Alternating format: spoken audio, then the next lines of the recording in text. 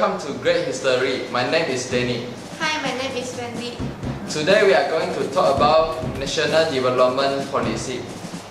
Yeah, that's right. And today we are very pleased to invite our expected Prime Minister Datuk Tun Sri Titaman and his secretary Kelvin to come to the scene interview.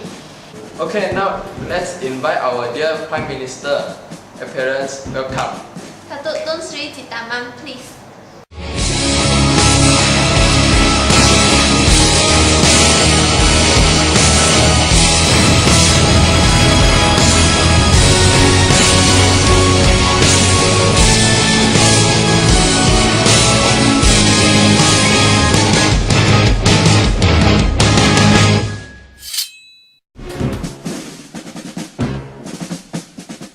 Good evening, Datuk Tun Sri Titaman and Mr. Kelvin. Nice to meet you.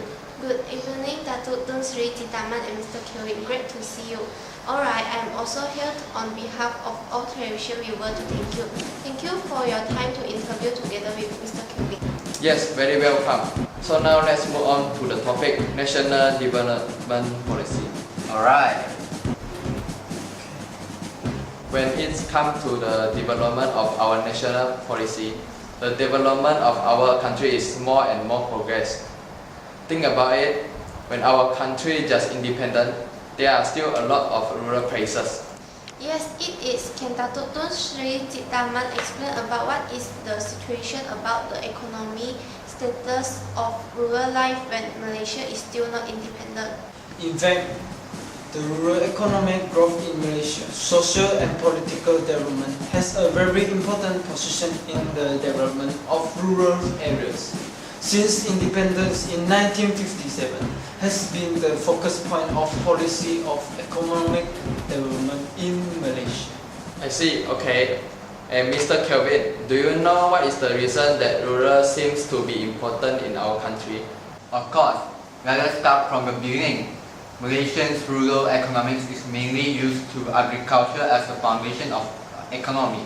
Since 1970 before, agriculture has been the driving force of economic growth in Malaysia, then gradually replaced manufacturing industry. Got it. And Datuk Tun Sri again, how about after year 1970? In 1970, agriculture accounted for about 30% of national GDP. 1995 was reduced to about 14%. 21st century only about 10% or so. Industry has accounted for about 40%, while the contribution of agriculture to Malaysia GDP is more and more small, but it is in the aspect of employment and food security still has a very important role. Oh, I see. Yeah. Alright, now we are going to review the previous Malaysia that hasn't formally development period. Here we go. Hey, sayang, apa kabar denganmu? Di sini ku merindukan kamu. Ku harap cintamu takkan berubah, karena di sini ku tetap untukmu. Sayang, apa kabar denganmu? Cobalah kamu telepon diriku.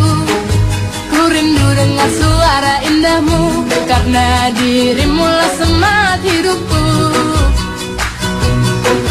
Sayang, dengarlah permintaanku, jangan ragukan cintaku. Sayang.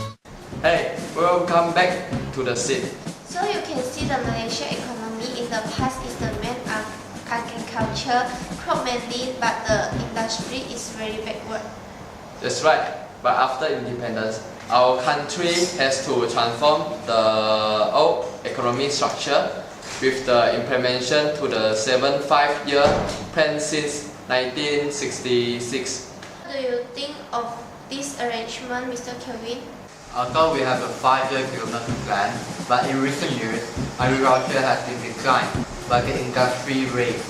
Because the government encouraged processing industry in its raw materials, mainly to the development of electronic and electrical appliances, automotive assembly, steel, petroleum, and also chemical industry. Understood. Any more detail, Datuk Tun Sri Citaman? Yes, since 1978, our country began a period of 20 years of new economic policy. The main purpose is to eliminate poverty, strengthening society. Is it related to the National Development Policy? Yes, of course.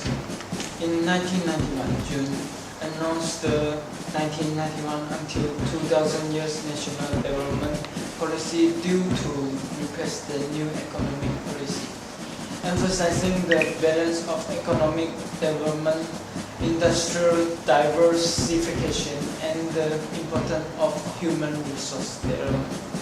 Alright, fully understand. Today's interview is coming to the end. But once again, thank you, dear Prime Minister Datuk Tun Sri Citaman and Mr. Kelvin, to their precious time to come to our show. Thank you very much.